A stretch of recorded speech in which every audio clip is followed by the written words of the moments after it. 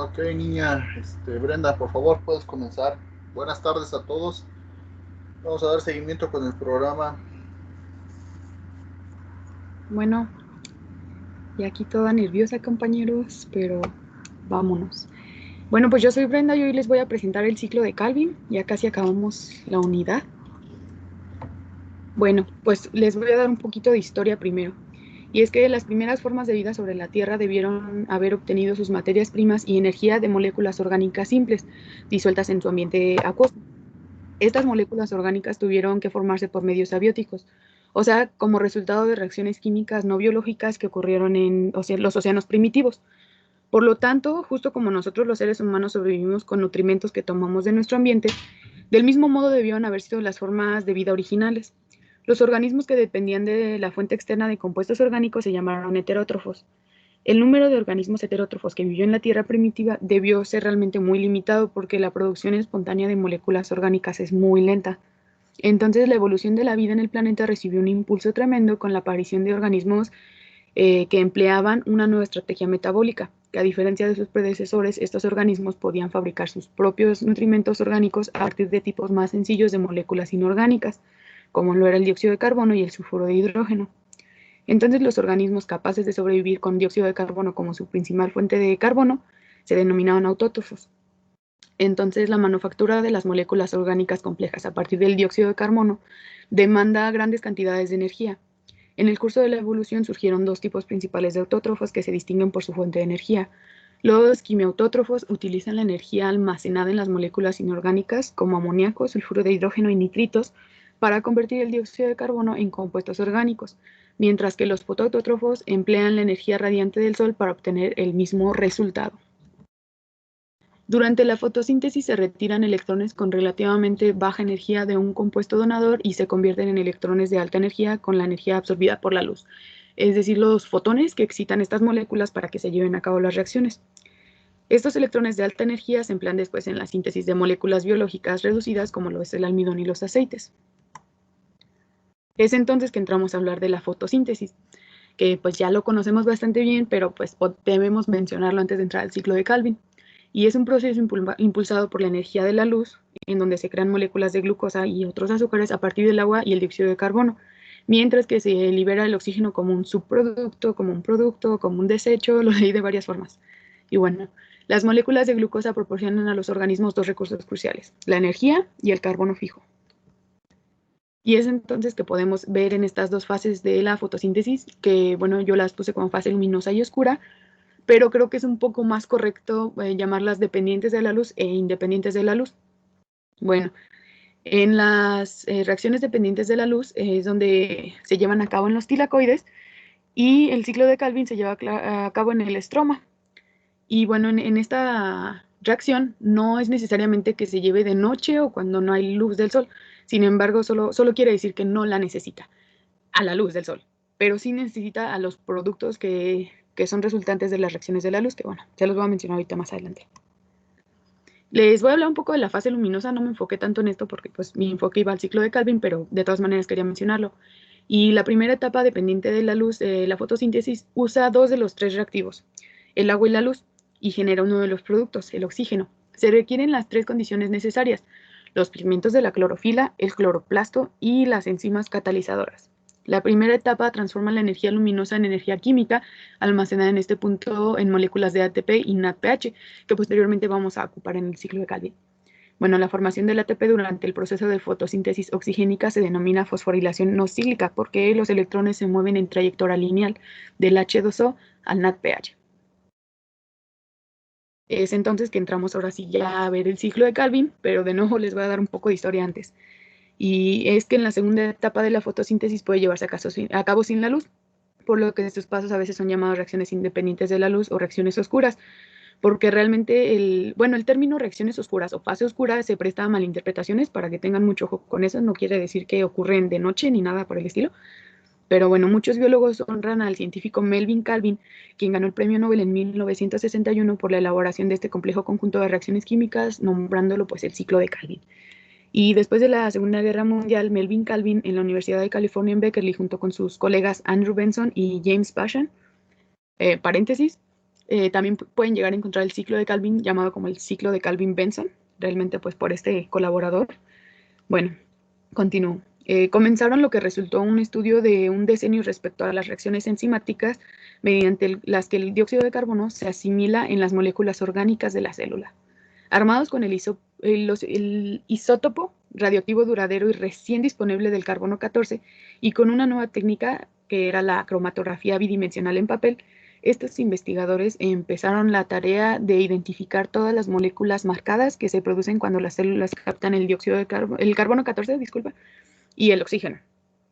Y bueno, en las plantas el dióxido de carbono entra al interior de las hojas a través de unos poros llamados estomas y se difunde hacia el estroma del cloroplasto, el sitio en el cual se producen las reacciones del ciclo de Calvin, donde se sintetiza el azúcar. Y bueno, ¿qué es el estroma? Bueno, pues en el espacio interior del tilacoide es donde se llevan a cabo las reacciones de la luz. Y el espacio fuera de este y dentro de la envoltura del cloroplasto es el estroma, el que contiene las enzimas encargadas de la síntesis de carbohidratos, que es este espacio en negro que podemos ver en la imagen B. Y en la imagen A, que me gustó bastante, pues podemos ver claramente lo que sería el estroma y los tilacoides bien diferenciados. Bueno, pues en el ciclo de Calvin los átomos del carbono y del dióxido de carbono se fijan y se utilizan para formar azúcares de 3 carbonos. Este proceso, pues, de nuevo, es estimulado por el ATP y el NADPH que provienen de las reacciones luminosas y pues depende de ellos. Bueno, entramos a ver las reacciones del ciclo de Calvin, que son relativamente sencillas, o sea, son poquitas en comparación con otras exposiciones, pero bueno. Los animales y la mayoría de los heterótrofos no podemos obtener directamente el dióxido de carbono. Debemos comer otros organismos o absorber moléculas orgánicas para obtener el carbono. Solo los autótrofos pueden convertir el dióxido de carbono inorgánico de baja energía en moléculas orgánicas de alta energía, como la glucosa. Y bueno, las reacciones del ciclo de Calvin se pueden dividir en 3 etapas principales: la fijación del carbono, la reducción y regeneración de la molécula de partida. Sin embargo, yo de señalar aquí con 2 flechas, dos etapas más, que vendría a ser la activación y el desdoblamiento. Bueno, más adelante se los voy a mencionar mejor en la imagen, porque no lo puse como tal en pasos. Y también les incluí imágenes de 3 moléculas que van a estar participando en esta reacción. No necesariamente son de esta forma, pero yo lo puse así para que ustedes se los graben. Acuérdense, hexosa, ribulosa y glicerato. Hexosa, ribulosa y glicerato van a ser las que van a estar participando más en este ciclo. Y empezamos. Bueno, pues la primera etapa del ciclo de Calvin es la fijación del carbono. En la primera etapa del ciclo de Calvin incorpora el carbono del dióxido de carbono en una molécula orgánica, que es un proceso llamado fijación del carbono. En el primer paso del ciclo de Calvin, una enzima apodada rubisco o bifosfato de ribulosa carboxilasa oxigenasa cataliza la fijación del dióxido de carbono en un azúcar de 5 carbonos llamado bifosfato de ribulosa. Una vez que la rubisco ha robado este carbono del dióxido de carbono, se convierte en una hexosa, pero es muy inestable, entonces se divide rápidamente en 2 moléculas de un compuesto de 3 carbonos llamado 3-fosfoglicerato. Así que por cada dióxido de carbono que entra al ciclo, se producen 2 moléculas de 3-fosfoglicerato. Aquí les puse 2 imágenes, una pues se me hizo muy sencilla, muy fácil de entender, y una pues más desarrollada, que es con la que yo he estado trabajando. Bueno, entonces yo les mencionaba que había una etapa de activación que iba antes, que también puede ser atribuida a la etapa de regeneración, pero yo la entendí mejor como activación. Y es que un ATP ha de donar, su fosfato, la fosforila, y es entonces que pasamos de tener un monofosfato de ribulosa a tener un bifosfato de ribulosa para poder dar inicio a esta reacción.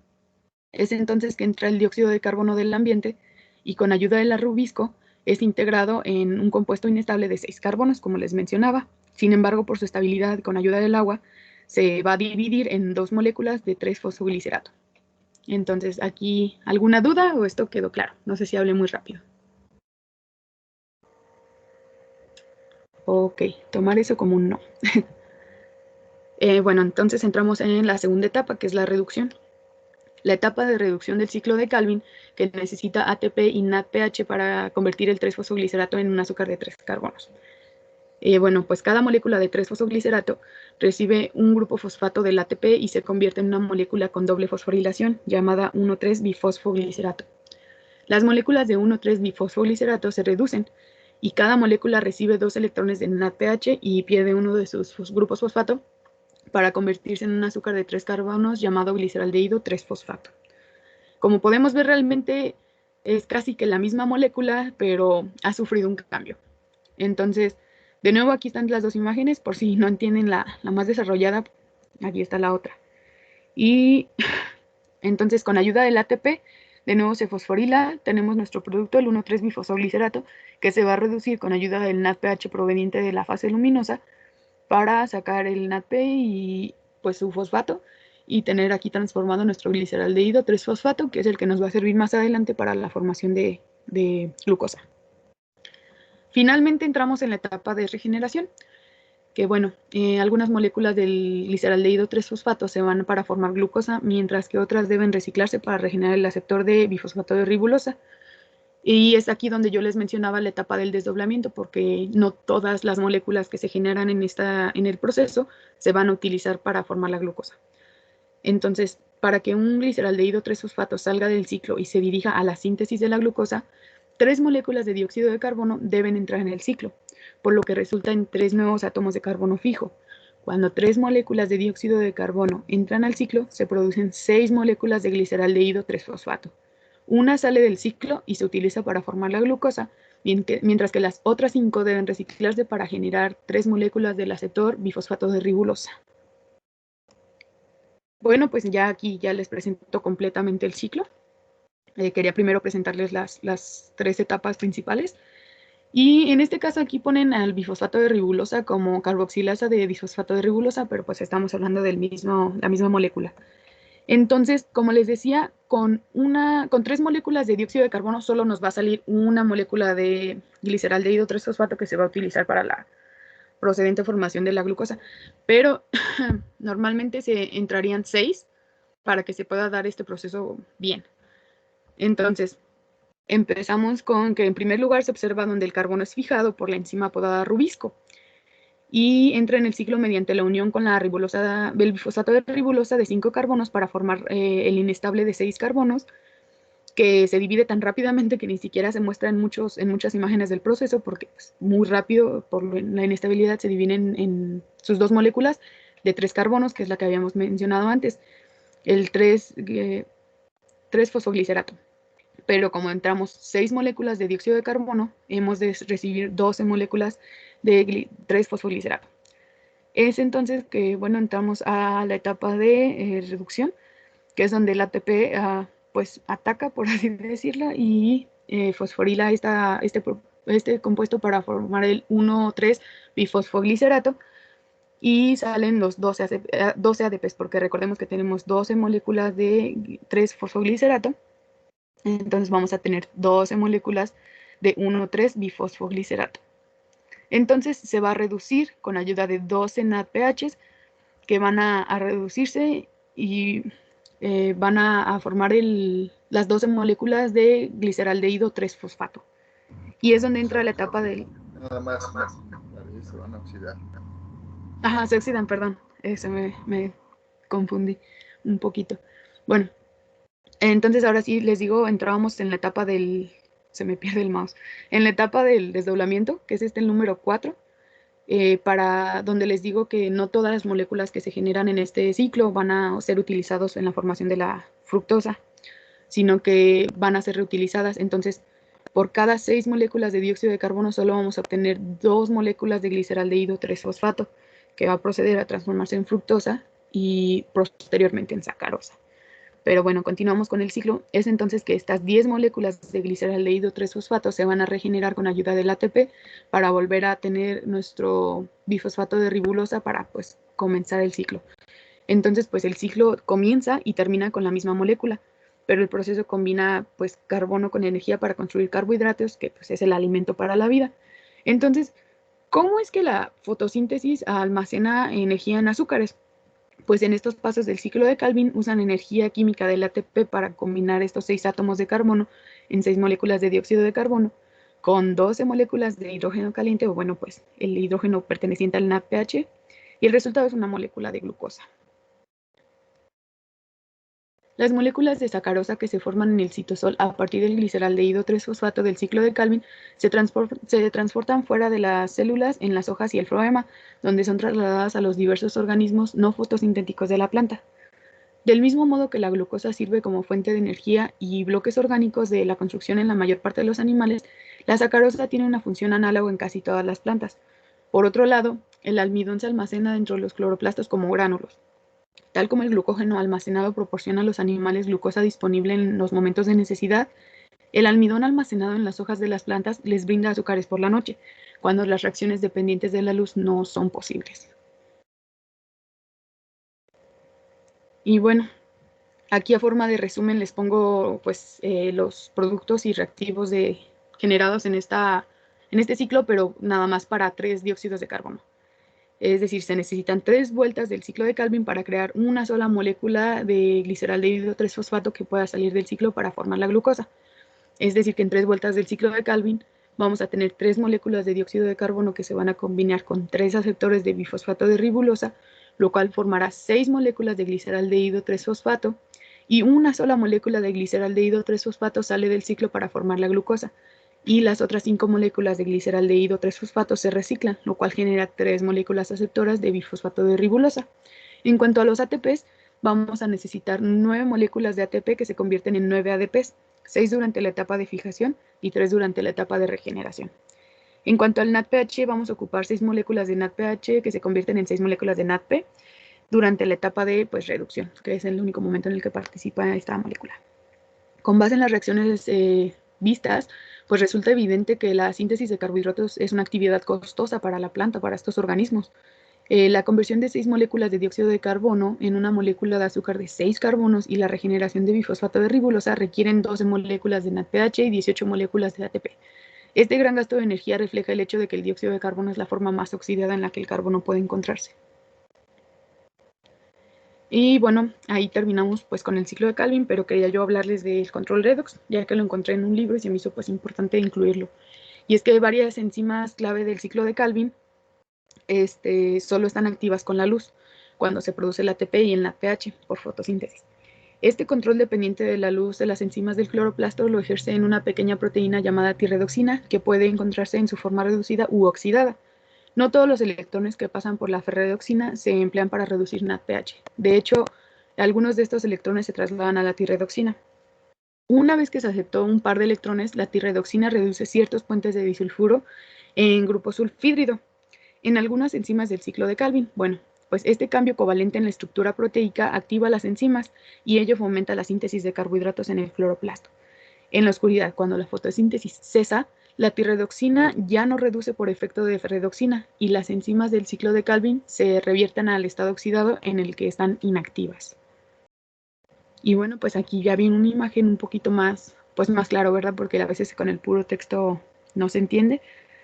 Pero aquí podemos ver, bueno, que en la luz la ferredoxina se reduce y una fracción de estos electrones se transfiere a la pequeña proteína de tirredoxina, que reduce los grupos de disulfuro en ciertas enzimas del ciclo de Calvin y las mantiene en estado activo. En la oscuridad, el flujo de electrones hacia la tirredoxina cesa. Entonces, los grupos sulfhídrido de estas enzimas reguladas cambian al estado de disulfuro y las enzimas pues se desactivan.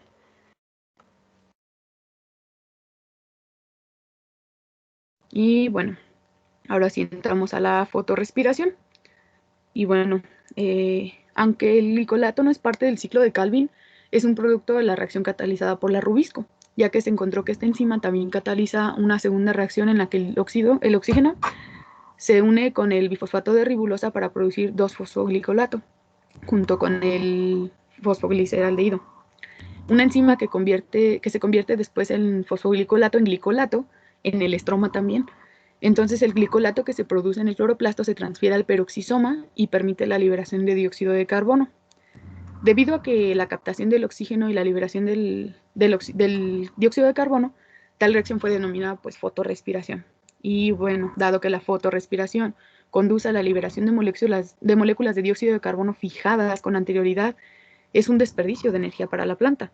De hecho, la fotorrespiración ocasiona la pérdida hasta el 50% de dióxido de carbono recién fijado en los sembradíos que crecen en condiciones de luz de alta intensidad. Y bueno, ahorita les voy a mencionar un poquito más a fondo esto. cómo funcionan en conjunto estos tres en las siguientes imágenes. Permíteme tantito, Paola, por favor, vamos a pasar un comentario, duda en relación a todo lo del ciclo de Calvin.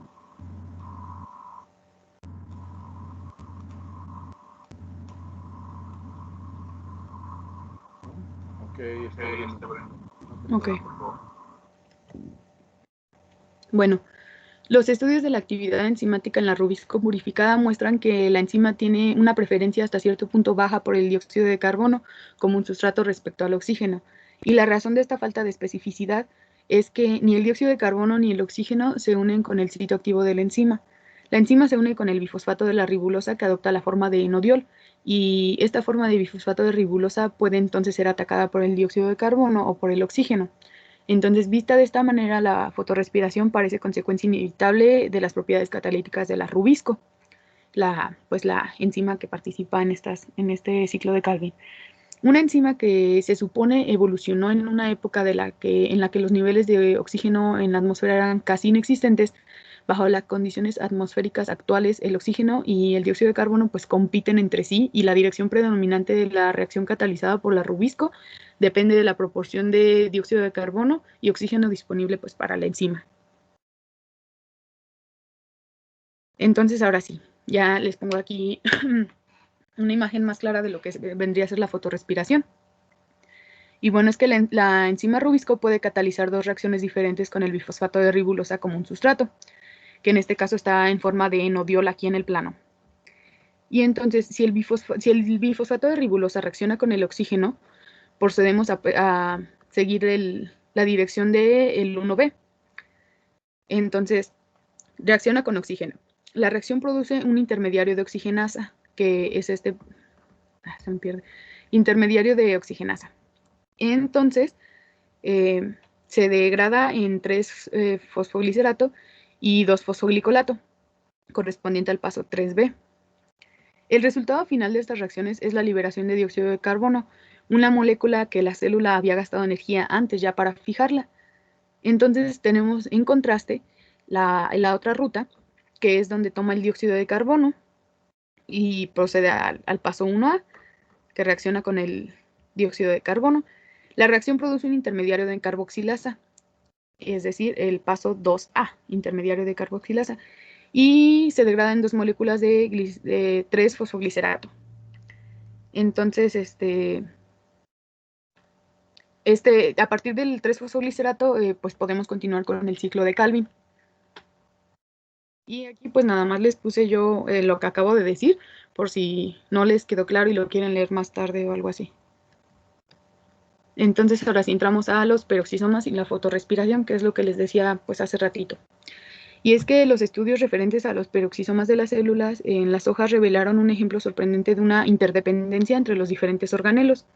La micrografía electrónica que puse aquí a un lado muestra un peroxisoma de una célula de una hoja situada contra las superficies de dos cloroplastos adyacentes y muy próxima a una mitocondria cercana. Esta disposición no es una coincidencia, sino que refleja la relación bioquímica subyacente en la que los productos de un organelo sirven como sustrato en otro. Como se indicó, la fotorrespiración comienza cuando el bifosfato de ribulosa reacciona con el oxígeno para formar 3-fosfoglicerato y un compuesto de 2 carbonos, el fosfoglicolato. Tras su formación, el fosfoglicolato se convierte en glicolato, que se traslada al cloroplasto del peroxisoma. Entonces, una vez en el peroxisoma, la enzima oxidasa del glicolato convierte el glicolato en glioxilato, para posteriormente formarse en glicina y trasladarse a una mitocondria. Entonces, en la mitocondria, dos moléculas de glicina se convierten en una molécula de serina, con la liberación concomitante de una molécula de dióxido de carbono. En consecuencia, por cada dos moléculas de fosfoglicolato producidas por la rubisco, un átomo de carbono que antes estaba fijo se pierde en la atmósfera. Y la serina que se produce en la mitocondria puede enviarse de regreso al peroxisoma y transformarse en glicerato, que puede transportarse al cloroplasto y usarse en la síntesis del carbohidrato mediante la formación de 3-fosfoglicerato. Entonces, pues aquí es donde les decía la otra imagen que está todo realmente conectado. Y en esta micrografía electrónica es una porción de una célula mesófila de una hoja de tabaco que muestra un peroxisoma que podemos identificar por su centro cristalino. Y está presionado contra dos dos cloroplastos y cerquita de una mitocondria, que es esta chiquita que vemos por acá. Esta serie de reacciones se conoce como el ciclo C2. Pero bueno, como dato final, dos grupos de plantas llamadas C4 y CAM superaron los efectos negativos de la fotorrespiración al desarrollar mecanismos metabólicos que incrementan la proporción de dióxido de carbono oxígeno al que las moléculas del enzima rubusco se exponen.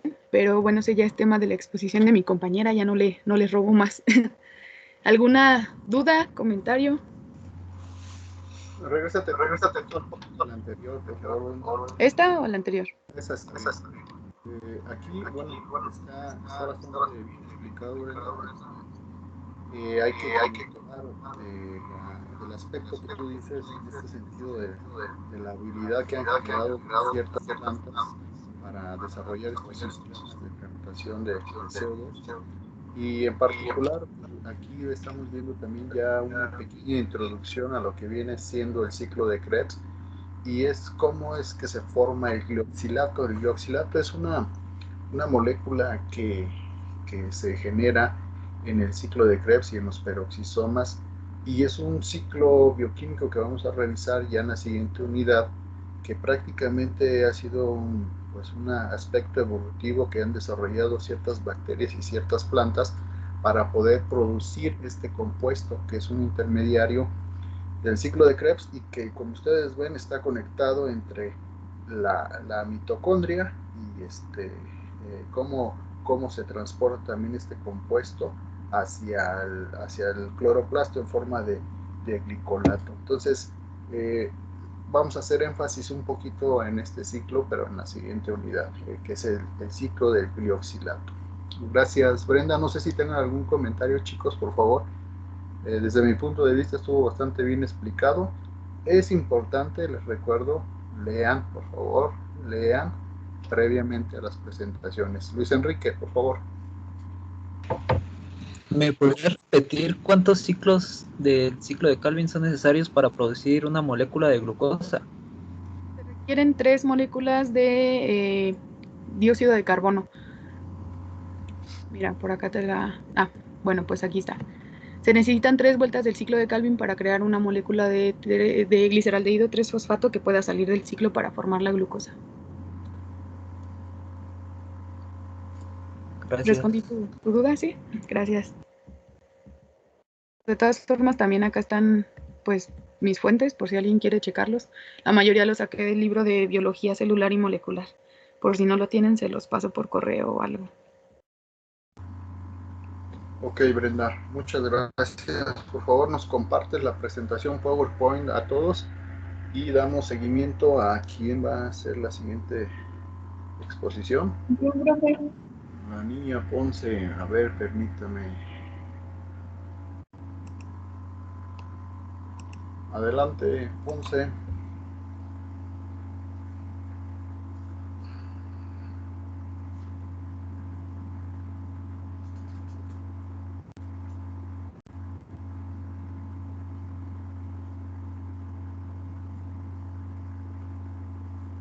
En lo que carga Ponce, programamos examen de unidad 3 dentro de 8 días a la 1 de la tarde, chicos. 13 horas, próximo lunes, examen de la unidad 3. Ya nada más maximiza, por favor.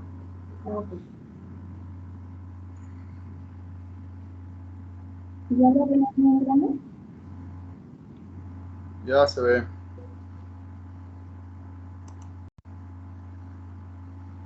Muy bien, si no me escuchan o por cualquier cosa, me avisan. Yo les voy a exponer la síntesis de carbohidratos en las plantas con metabolismo C3, C4 y CAM. Y pues mi nombre es María Fernanda Ponce González.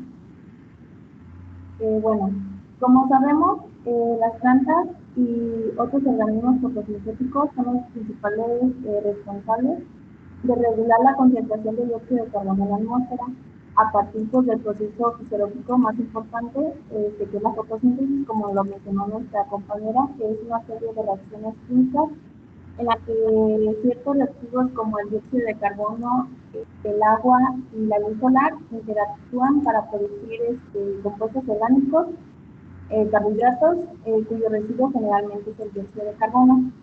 Y pues durante la fotosíntesis, no todas las plantas poseen la misma capacidad de fijar el carbono e incorporarlo a su metabolismo. Es por esto que se clasifican en plantas C3, C4 y K, las cuales pues ahorita les voy a explicar. Antes que nada quiero retomar este concepto, ya que es fundamental para que comprendan de mejor manera los mecanismos de las plantas C3, C4 y K. Por lo que la fotorrespiración es un fenómeno relacionado con el cierre de estomas parciales o totales de la planta y es un proceso que impacta en la productividad de los cultivos debido a que la enzima que fija el carbono en el ciclo de Krebs, ya explicado, fija oxígeno en lugar del dióxido de carbono. La fotorrespiración se ve favorecida cuando las plantas están sometidas a estrés por altas temperaturas, estrés hídrico o estrés salino. Y pues aquí les puse una imagen representativa de cómo se representan y cómo se ven las estomas abiertas y cerradas de una planta. Y pues por si no sabían, las estomas son poros o aberturas regulables del tejido epidérmico de las plantas, las cuales se encuentran en las partes verdes, particularmente en las hojas. Bueno, ahora sí ya vamos de lleno a lo que son las plantas C3, las cuales utilizan solo el ciclo de Kelvin, para la fijación de dióxido de carbono del aire. No tienen adaptaciones fotosintéticas para producir la fotorrespiración. Las plantas C3 representan alrededor de un 89% de las especies de plantas, como por ejemplo el trigo, el jitomate, la papa, la cebada e incluso la mayoría de los árboles son plantas C3. Las plantas C3 tienen el inconveniente de que en condiciones secas y calientes su eficiencia fotosintética disminuye. Esto quiere decir que la velocidad de la fotosíntesis neta decae al fijar menos carbono con el mismo gasto de agua. Además, para compensar la pérdida de dióxido de carbono se tiende a una apertura de estomas, o sea, quiere decir que no utilizan de manera tan eficiente el agua. Bueno, ahora les voy a explicar tal cual la vía de las plantas C3. El número, primero que nada, esto considero que es algo importante que entiendan y pues que sepan, que el número de clasificación C3 se refiere al número de carbonos que tiene la primera molécula estable que se forma al incorporarse el dióxido de carbono. En este caso, las plantas C3 es por el compuesto de 3 carbonos, que es el ácido 3-fosfoglicérico. Y pues como ven aquí, les puse una imagen. La vía de las plantas C3 se da en el cloroplasto, en el cual el dióxido de carbono fija el dióxido de carbono realizando el ciclo de Kelvin, catalizado por la enzima rubisco. Aquí existe un proceso respiratorio no mitocondrial que consume oxígeno y produce dióxido de carbono estimulado por la luz, conocida como la fotorrespiración. Es por esto que quería que quedara bien claro el concepto de fotorrespiración. Este proceso va completo desde la captura de energía luminosa hasta la producción de azúcar, que se lleva, pues como les mencioné, adentro del cloroplasto. Y aquí pues les puse en el cuadrito amarillo que por cada molécula de dióxido de carbono fijado en las plantas C3, 3 moléculas de ATP necesitan 2 moléculas de NADPH sin pérdidas en la fotorrespiración. Y pues aquí encontré este proceso fotosintético de las plantas C3, en la que va pues relacionada con el ciclo de Kelvin, en la que se utilizan 6 moléculas de dióxido de carbono, 18 ATP, 12 NADPH, 12 hidrógenos para poder producir glucosa, 18 ADP, 18 pi y 18 NADP. Bueno, ahora vamos con las plantas C4. La ruta metabólica C4 forma parte de la evolución de las plantas para evitar la fotorrespiración.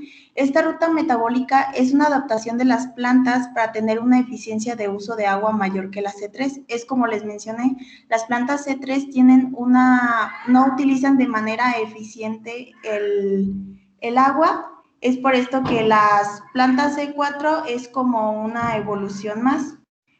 Las plantas C4 representan solamente el 0.4% de las plantas conocidas, pero de estas son las más importantes, ya que son, un ejemplo es el maíz, el sorgo y la caña de azúcar, que esta ha sido registrada como el 7% de eficiencia fotosintética. Y pues las plantas, también otro dato es que las plantas C4 casi nunca se saturan con la luz y muchas superan las condiciones calientes y secas a las plantas C3. Bueno, en este sentido, las plantas C4 como resultado de la evolución es que el dióxido de carbono de la atmósfera es capturado y fijado en dos compartimentos diferentes. Esto quiere decir que la vía C4 se va a dividir en dos partes, en la cual una es las reacciones dependientes de la luz y la otra es el ciclo de Kelvin. Las reacciones dependientes de la luz se dan dentro de la célula del mesófilo y las células de Kelvin en las células del haz vascular. Bueno, aquí como pueden observar, se da en dos partes, o sea, está dividido como en dos secciones. La célula del mesófilo, que esto es el tejido esponjoso en el centro de la hoja, y la célula del haz vascular, que son las células alrededor de las venas de la hoja. Bueno, lo primero que sucede en esta vía es que el dióxido de carbono atmosférico se fija en la célula del mesófilo para formar un ácido orgánico simple de 4 carbonos, que es el oxalacetato. Este paso se lleva a cabo mediante la enzima no rubisco, como la pueden observar aquí, la percarboxilasa. Y después de esto, el oxalacetato se convierte en una molécula similar que viene siendo el malato, el cual puede transportarse hacia la célula del haz vascular. Dentro de el malato pues se va a descomponer y va a liberar una molécula de dióxido de carbono. Ya liberada la molécula de dióxido de carbono, el rubisco fija el dióxido de carbono y lo convierte en azúcar por medio pues del ciclo de Kelvin. De aquí el piruvato, se necesita el ATP para pasar de piruvato hacia el PEP, y es así que el proceso tiene un precio energético de 2 ATP para que la molécula de 3 carbonos, como le mencioné que es el piruvato, regrese a la célula del haz vascular y quede lista para recoger otra molécula de dióxido de carbono atmosférico y pues volver a hacer el ciclo. No sé si tengan alguna pregunta.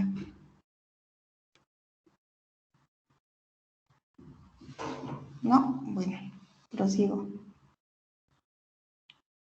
Bueno, aquí puse, al igual que en las plantas C3, el proceso fotosintético, en el que de igual manera se introducen 6 moléculas de dióxido de carbono, más 30 ATP, más 12 NADPH, más 12 hidrógenos para poder producir glucosa, 3 ADP, 30 pi y 12 NADPH.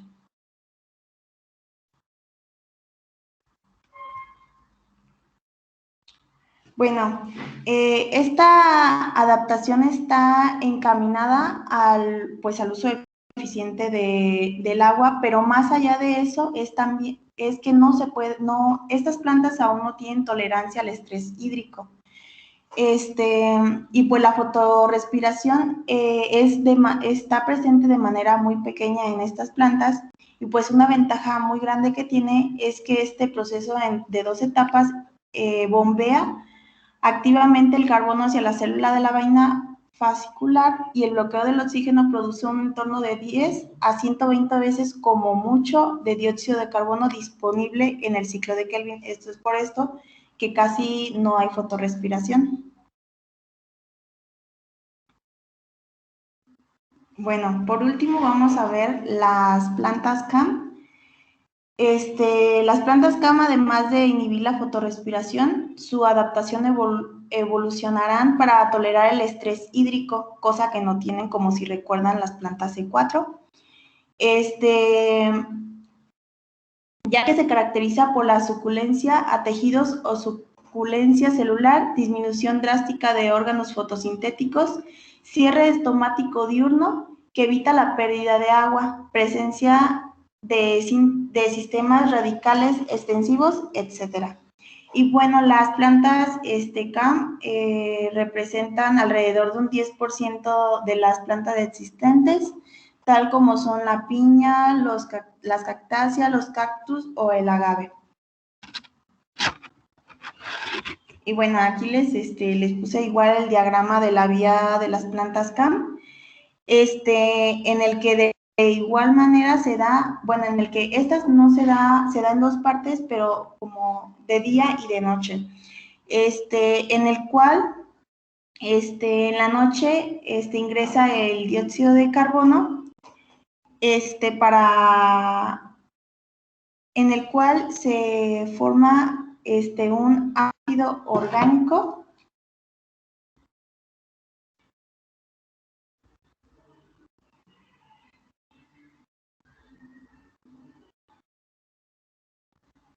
Bueno,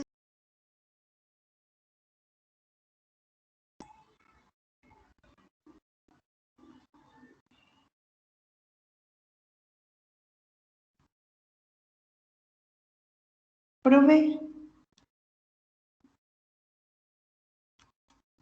¿Qué pasó, Ponce? No te escuchamos lo último.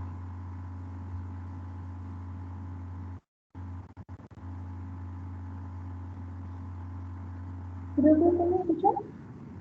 Ya te escuchamos, ahora sí. Si puedes comenzar nuevamente con vía CAM. Ay, perdón, sí, Sí, no hay problema. sí, ok. Ok, les voy vamos a retomar lo de las plantas CAM. Si quieres la siguiente Bueno, en las diapositiva, plantas CAM, en la siguiente diapositiva, esa ok. se escuchó claro. Ya la falla fue comenzó Ok, cuando ibas a explicar esta. Adelante. ok. Bueno, las plantas con fotosíntesis CAM poseen una ventaja ecológica, ya que diferencian las plantas con fotosíntesis C3 y C4. La primera, estas se dan de día y de noche, o sea, se dividen como en dos procesos, los cuales se dan durante el día y durante la noche. En la primera fase, se transcurre en la oscuridad, esto quiere decir que se da durante la noche. La planta produce una acidificación de la vacuola, proceso bioquímico que es resultado de la toma o acumulación del dióxido de carbono atmosférico, que dentro de la planta, perdón, pasó a ser un ácido de 4 carbonos, como pueden observar aquí. Está la vacuola en el cual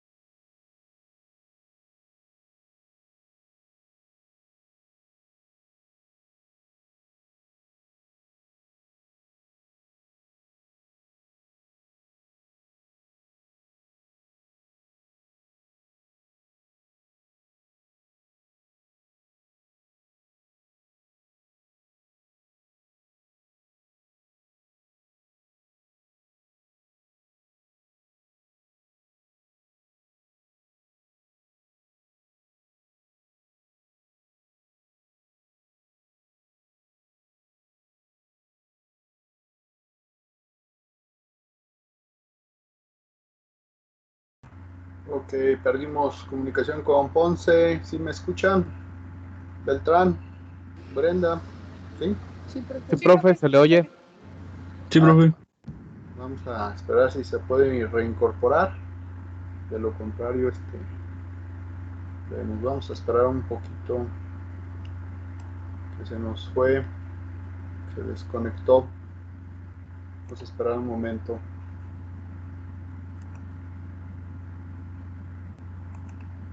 Ok, hasta el momento, ¿qué podemos ir comentando, Cisneros, en relación a lo que hemos revisado? Vamos, en cuanto a la función y la disposición del CO2, ¿qué común denominador encuentras en todos los tipos de plantas que hemos revisado? A ver, en base a lo que hemos visto. Profe, Nuevamente, Ponce, proyecta, ya te escuchamos.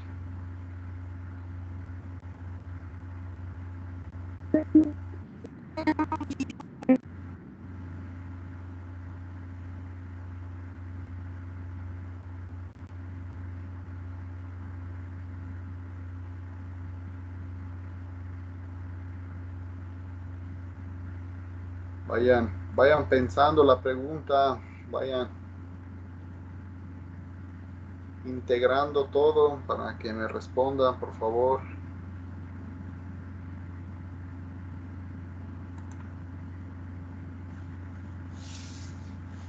¿Nos escuchas, Ponce? profe, pero no se me saca de la reunión, es que el internet. Creo que me mandaste la presentación, déjame ver si la puedo proyectar y a ver si ya...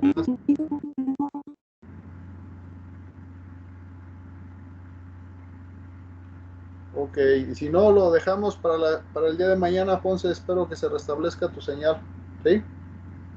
Que quede pendiente nada más lo de las plantas CAM, ¿correcto?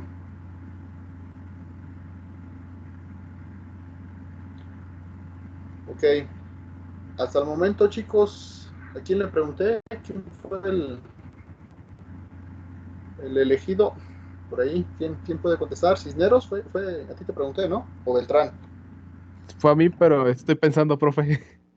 A ver, ¿quién? ¿Quién dijo yo? ¿Quién puede dar su aportación en relación a lo que hemos revisado? ¿Cuál es el común denominador e importante aspecto que se ha destacado y que las chicas han destacado en los diferentes procesos, tanto en el ciclo de Calvin como los diferentes tipos de plantas que hasta el momento ahorita nos ha descrito la niña Ponce? Arlet, vamos Arlet, ánimo. Ay, profe. Bueno, según yo, lo que tienen en común, bueno, lo del ciclo de Calvin, todas nos dicen que utilizan los átomos de carbono, del dióxido de carbono. Este se fija en las plantas y nos va a formar azúcares.